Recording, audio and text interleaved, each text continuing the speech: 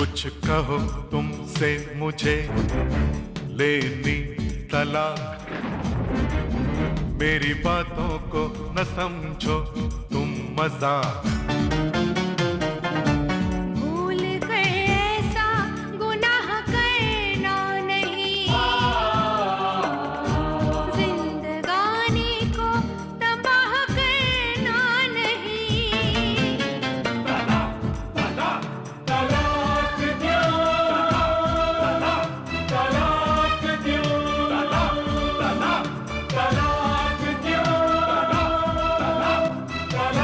दो, तलाक दो, तलाक दो, तलाक दो।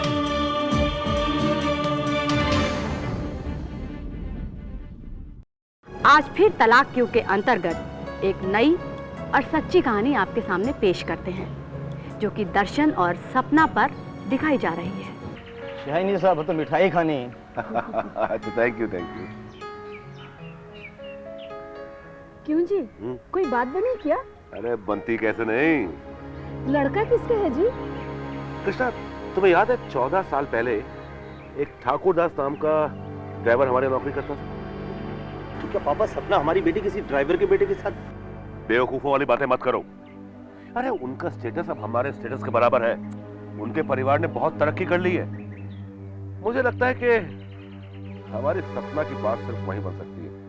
और हाँ, एक बात का ध्यान रखना, तुम्हारी वो नालायक बहू इस बात की खबर ना पा जाए कहीं। डोंट वरी पापा, आप उसकी एक बार आपने सपना से पूछ तो लिया होता। अरे आ गई सपना। मम्मी, पापा की पसंद ही मेरी पसंद है। क्यों पापा? आई नो, मुझे तुझसे यही उम्मीद थी बेटा। बेटा तू वहां राज करेगी, राज। बेशक ठाकुर दास अब नहीं रहा, लेकिन उसकी पत्नी अभी भी अपने पुराने दिन नहीं भूली है। फिर उससे बात कीजिए ना जल्दी से प्लीज। कर लूंगा भाई, कर लूंगा। नहीं, अभी कीजिए। क्या बेवकूफों वाली बातें कर रही हो? अरे हमारी जल्दबाजी से उसे ये लगेगा कि हम इस रिश्ते के लिए तरस रहे हैं। लेकिन भगवान, कर लूंगा, आज ही बात कर लूंगा।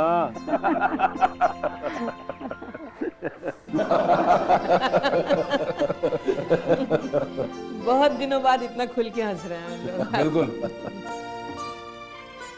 देखा ठाकुर दास, आज हमने तुम्हें अपने बराबरी का दर्जा दे दिया। आज हमने तुम्हें अपना रिश्तेदार बना लिया, तुम्हारे छोटे बेटे दर्शन को अपना दामाद बनाकर। हम लोग हैं तो आप ही की वजह से। अगर उस दिन वो घटना नहीं घटी होती तो हम लोग भी कहीं 1500 की नौकरी कर रहे होते। और दर्शन, तुम्हारा बिजनेस कैसा चल रहा है? जी एकदम फर्स्ट क्लास चल रहा है। दर्शन, मैं सोच रहा हूं कि अपना एक इंपोर्ट का ऑर्डर तुम्हारी फर्म को दे दूं। सॉरी भाटिया साहब, हम लोग अपनी 3-3 शिफ्ट्स लगाने के बाद भी अपने ऑर्डर्स पूरे नहीं कर पा रहे। काम बहुत ज्यादा है। वैसे अंकल, हम एक नया प्लांट लगाने जा रहे हैं। प्रोजेक्ट रिपोर्ट सबमिट कर चुके हैं हम लोग और जल्दी काम शुरू हो जाएगा। Good, very good. ठीक है बहन जी, आप अपनी जो भी रस्में हैं वो पूरी करवाइए। आज से सपना बिटिया आपकी हुई। बहन जी, कोई मांग हो तो बोलिए। हाँ, कुछ और बात हो तो साफ साफ कह दीजिए। ये कैसी बातें कर रहे हैं आप भाटिया साहब? आप लोगों ने हम लोगों को इस लायक समझा, हम लोगों के लिए तो यही बहुत है। तो ठीक है भाभी जी, आप पंडित जी से मुहूर्त निकलवा लीजिए। हाँ, बजने तो शेनाई। और क्या? भाई साहब, भाभी का वो क्या है कि वो मायके गई है और वहां जाते ही बीमार हो गई। हेलो। बाहर है मेरे धर्मपति। बहुत अच्छा काम किया। सपना का रिश्ता भी तय कर दिया और भनक तक भी लगने नहीं दी। सरोज, तुम्हें ये सब कैसे पता चला? बहुत लंबी पहुंच है मेरी। तुमने क्या सोचा था मुझे पता नहीं चलेगा? वो फालतू बात मत करो सरोज, वरना मैं। तैश में मत आओ, देखो मैं क्या करती हूँ। सरोज, देखो सरोज, तुम कुछ भी नहीं कहोगी, बस समझ में आया?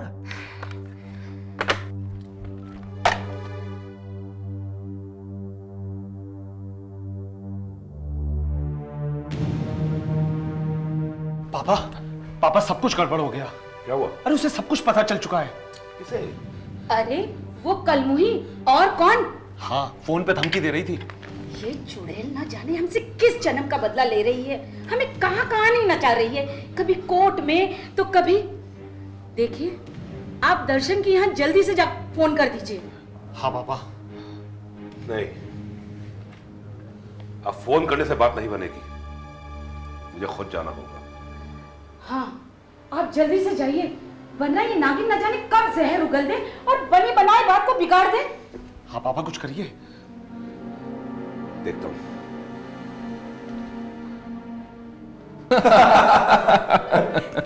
भाभी, अभी तुम जल्दी शॉपिंग वॉपिंग कर लो। ओहो, दूल्हे राजा को शॉपिंग की बहुत जल्दी पड़ी है। तो इसे शॉपिंग की जल्दी नहीं है, ये तो जल्दी किसी और ही बात की है। मैं देखती हूँ। ये आप भी ना कभी कभी। सच बात है। कौन? नमस्ते। नमस्ते। आप जी आप मुझे नहीं जानती हैं जी, मैं भाटिया खानदान की बहू सरोज हूँ। ओह हाय, कम इन प्लीज। माँ जी, ये सपना की भाभी सरोज। नमस्ते। अच्छा आओ बेटा, आओ बैठो बैठो। अब बैठो, मैं चाय लेके आती अरे नहीं, आप बैठिए, चाय की जरूरत नहीं है, बैठिए ना प्लीज। बेटे तबीयत कैसी है अब तुम्हारी? तबीयत? क्या मैं आप लोगों को बीमार नजर आ रही हूँ? जगमोहन भाई साहब तो कह रहे थे आप। जी सब झूठ कहा उन लोगों ने जी। वो लोग नहीं चाहते हैं कि मैं इस शादी के बारे में जानूं या आप लोगों से मिलूं। लेकिन वो ऐसा क्यों चाहते हैं? क्योंकि मैं भाटिया खानदान की सिर्फ नाम की बहू हूँ। वो मुझे अपने पैर की जूती के बराबर भी नहीं समझते। ये आप क्या कह रही हैं? भाटिया साहब तो बहुत अच्छे इंसान हैं, हम लोग उन्हें कई सालों से जानते हैं। आपने तस्वीर का सिर्फ एक रुख देखा है, दूसरा नहीं। आपको क्या पता वो ज्योतिराम भाटिया कितना, और उनका बेटा, बाप रे बाप। और बेटी तो एकदम खड़ूस दिमाग की है। ये क्या अनाप शनाप बके जा रही हो? जरा सोचिए, भाटिया खानदान ने कभी आप लोगों को पूछा है मेरी शादी यानी अपने बेटे की शादी में आप लोगों को निमंत्रण दिया था? नहीं ना? तो फिर अचानक आप लोगों की याद कहां से आ गई? अपनी बेटी के हाथ पीले करने थे ना, तो बस पुराने संबंधों का वास्ता दे करके आप लोगों के साथ अपना रिश्ता जोड़ लिया। आंटी, उस मौका परस्त इंसान ने हमेशा रिश्तों की आड़ लेकर के अपना उल्लू सीधा किया है। बस बहुत हो चुका। मैं नहीं चाहता कि इस मामले में और बकवास की जाए। ओके। अच्छा, तुम ये तो जानना चाहोगे ना कि उन लोगों ने मेरी बीमारी का झूठा बहाना क्यों किया? चलो ठीक है, लेकिन तुम ये तो जानना चाहोगे ना कि मैंने भाटिया खानदान पर मुकदमा क्यों किया?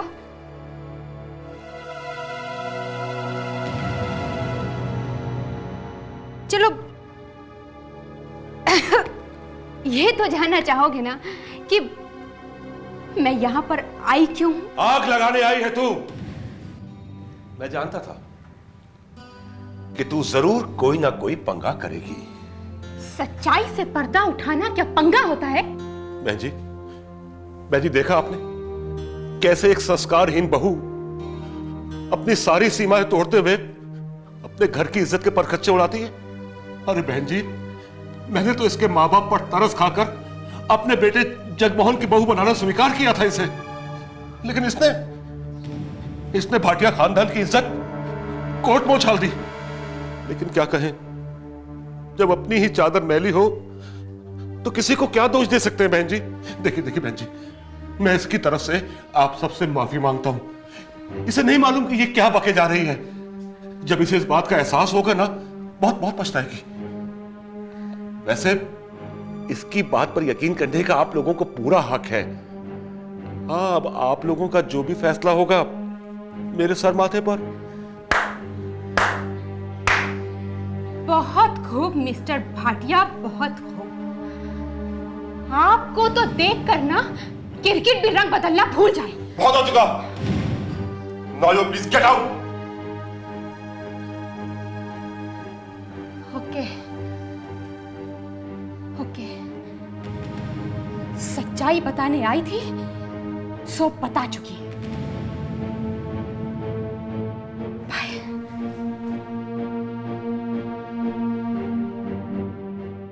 मिस्टर ज्योतिराम भाटिया, कल हमारी मुलाकात होगी। मैं तुम्हारी सूरत भी देखना नहीं चाहता। कल तो देखनी पड़ेगी। क्या बकती हो? कल कोर्ट की तारीख है, आओगे ना?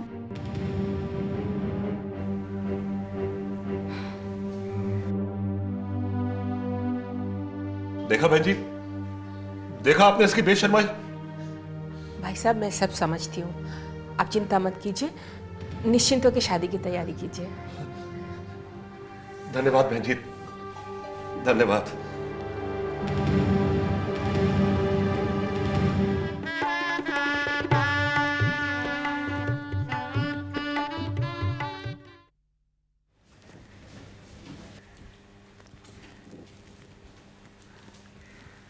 दर्शन, जी मम्मी। बेटे अभी तक तैयार नहीं हुए तुम? मम्मी मैं तो तैयार, मगर सपना बाथरूम में।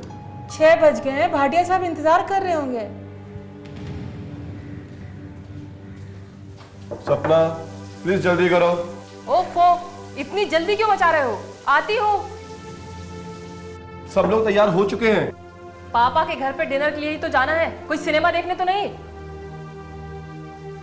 कोई बात नहीं बेटा, बहू को आराम से तैयार हो जाने दो।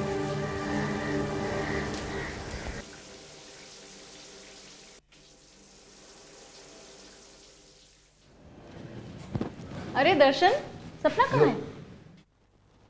दर्शन, जरा मेरी साड़ी तो देना। कौन से वाली? अरे वो जो बेड पे पड़ी है। अरे खड़े खड़े क्या देख रहे हो, साड़ी लाओ ना मेरी।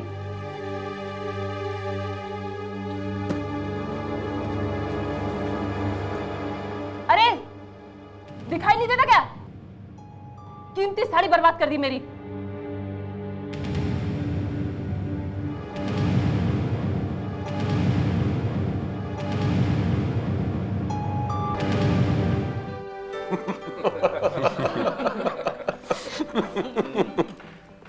अरे पुरुषोत्तम, जी सर। वो मशरूम का मशरूम देना। हाँ सर, देता हूँ। बहुत अच्छा खाना है। ना बेटा। आप थैंक्स बोल रहे हो। जी सर। अच्छा एक काम कर, यस सर। जरा आइसक्रीम देख, क्या हुआ आइसक्रीम का, लगवाओ। दीजिए बहन जी, ये खास तौर से आपके लिए बनवाई गई है। नहीं भाई साहब, बहुत हो गया ऑलरेडी, इतना खाया है। अरे थैंक यू। आप लीजिए। अरे सपना, ये तेरी तो फेवरेट डिश है। हाँ? ये ले। ये क्या सपना, तुम देखती कहीं हो, तुम्हारा ध्यान कहीं और होता है। तो क्या हुआ, सब्जी ही तो गिरी है, कोई एटम बम तो नहीं? कमाल है सपना, इतनी कीमती साड़ी खराब हो गई और तुम बोल रही हो क्या हुआ? ये साड़ी मुझे पापा ने दिलवाई थी, और पापा मुझे ऐसी दर्जनों साड़ी दिलवा सकते हैं, समझे?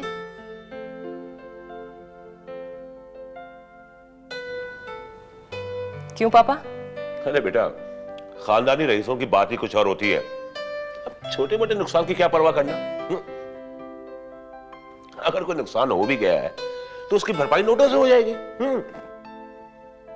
अच्छा तो एक काम करना, जाते वक्त डिपार्टमेंटल स्टोर से अपनी पसंद की दर्जन भर साड़ियां खरीद लेना। हा? अब तो खुश। मेरा खुश होना या ना होना क्या मायने रखता है? पूछिए इनसे। इनकी नजरों में नुकसान हुआ है, और वो नुकसान मुझसे हुआ है। ना जाने इनकी नाराजगी कैसे दूर होगी।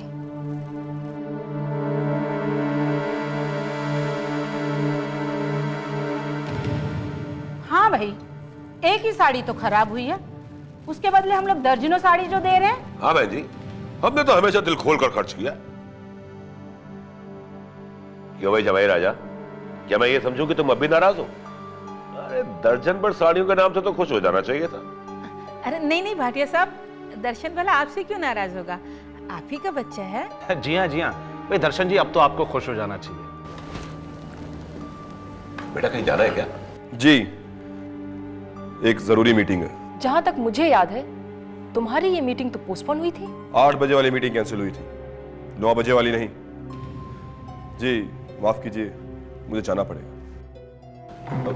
बेटा आइसक्रीम खा जाओ।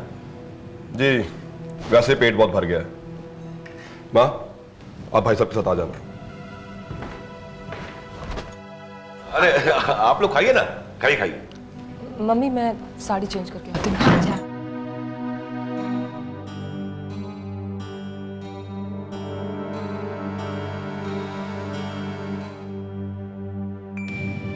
ये साड़ी मुझे पापा ने दिलवाई थी और पापा मुझे ऐसी दर्जनों साड़ी दिलवा सकते हैं। क्यों पापा? अरे बेटा खानदानी रईसों की बात ही कुछ और होती है। अब छोटे मोटे नुकसान की क्या परवाह करना।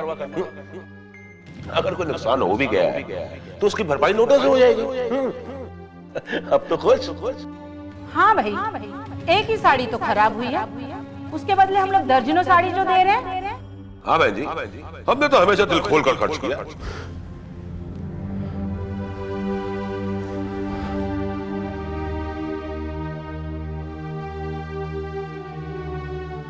शादी को भी 2 दिन हुए और रईसी के रौब दिखाना शुरू।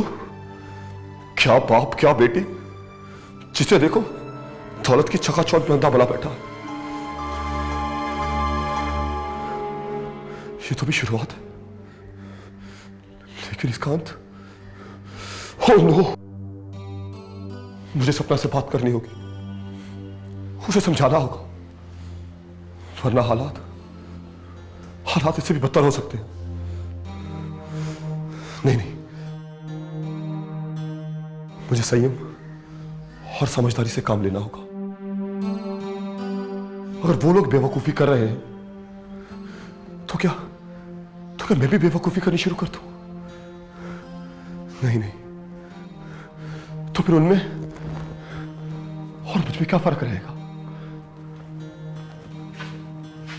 ये मुंह लटकाए क्या बैठे हो?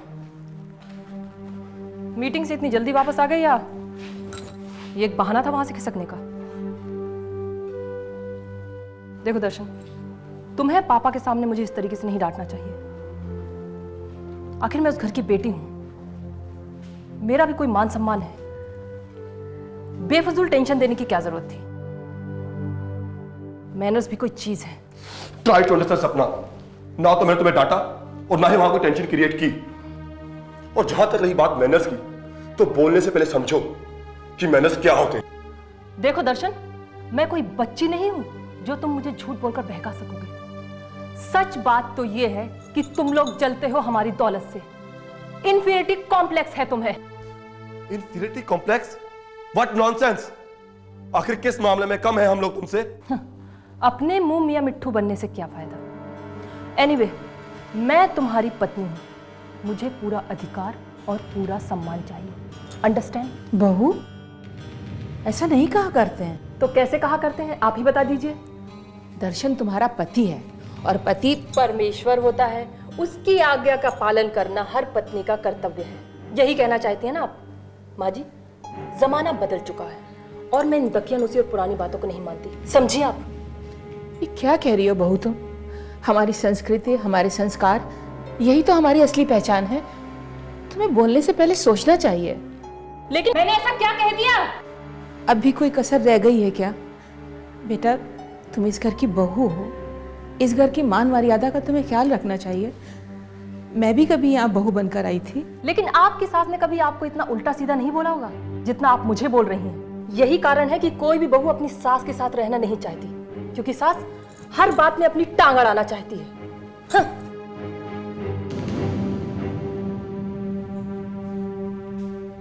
मम्मी, हमसे बहुत बड़ी गलती हो गई है। इसका नतीजा हमें बहुत जल्द भुगतना पड़ेगा।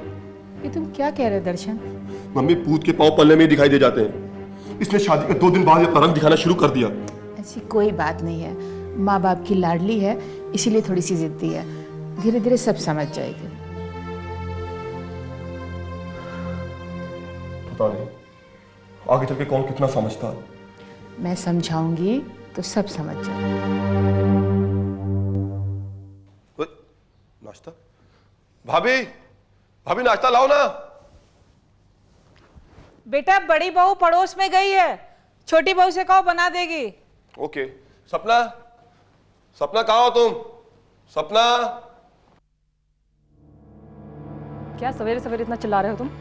मैडम, हमारे यहाँ सुबह सुबह ब्रेकफास्ट बनता है, लेकिन भाभी पड़ोस में गई तो ब्रेकफास्ट नहीं बना। तो अरे क्या तो लगा रखी है, जाके नाश्ता तैयार करो ना। नाश्ता और मैं? ना बाबा ना, मैंने तो आज तक रसोई में कदम तक नहीं रखा। तो आज शुरुआत हो जाए।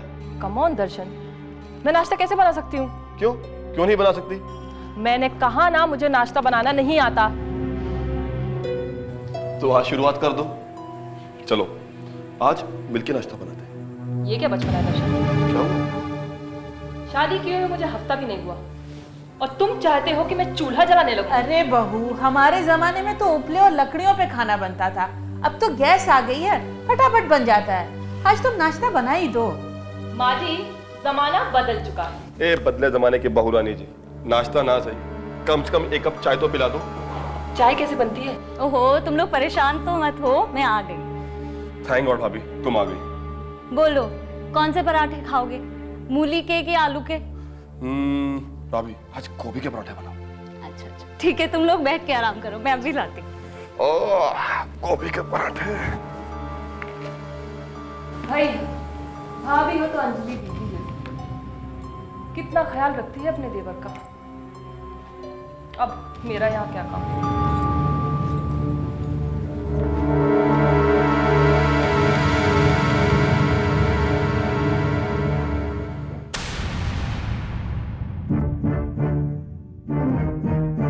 कुछ कहो तुमसे मुझे लेनी तलाक, मेरी बातों को न समझो तुम मजाक।